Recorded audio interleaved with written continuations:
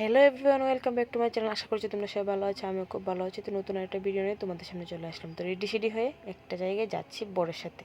তো আমরা বেরিয়ে গেছি, তো যাচ্ছি আজকে আমি বড় একটা ইন্টারভিউ দিতে যাবে। তো কিসের ইন্টারভিউ সেটা তোমাদেরকে এখন বলবো না, যদি তোমাদের আশীর্বাদে ঠাকুরের আশীর্বাদে হয় তাহলেই বলবো। তো আমরা মেইন টাউনে চলে এসেছি, তাই বাড়ি থেকে হেলমেটটা নিয়ে এসেছিলাম, সেই ক্লিপটা আর নিয়ে আমরা তাড়াহুড়োর মধ্যে গিয়েছি, তাড়াহুড়োর মধ্যে চলে এসেছি। আর এটা নিয়েছি কারণ এই জিনিসটা অনেকদিন পর দেখেছি। সাউন্ড একটু তোমরা শোনো। তো যেই জায়গায় গিয়েছি সেখানে বসার কোনো জায়গা ছিল না। তো সাইডে সবাই এখানে বসে আছে বেচারার মতো। তো সাইডে ওরা ইন্টারভিউ দিতে যাওয়ার জন্য রেডি হচ্ছে।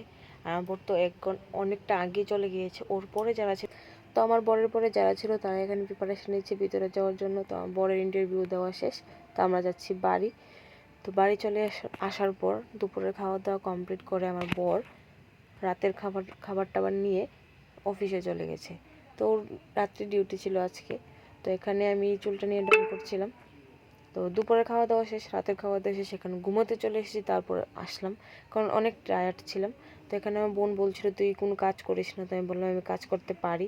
তো বললো তাহলে কাজ যখন করতে পারিস যা বিছানাটা গুছিয়ে নে। আমার বোন সাইড এখানে স্কিন কেয়ার করে নিচ্ছে রাত্রি বেলার।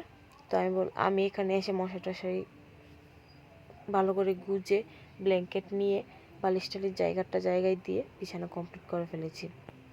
তো কিসের ইন্টারভিউ সেটা তোমাদেরকে এখন বলবো না, প্রথমে তো বলেই দিলাম। তো যদি তোমাদের আশীর্বাদে হয় তাহলে তো নিশ্চয়ই বলবো। তো আমি ব্লগটা ছোট হয়েছে, ব্লগটা বড় করিনি, সকাল থেকে শুরু করিনি। তো হঠাৎ করে বেরিয়ে ভাবলাম যে ভিডিওটা শ্যুট করে রাখি, স্মৃতি হিসাবে আমার ব্লগের মধ্যে রয়ে যাবে। যদি ভিডিওটা ভালো লাগে তো like comment share and subscribe. দেখা হচ্ছে নতুন একটা ভিডিওতে। Good night.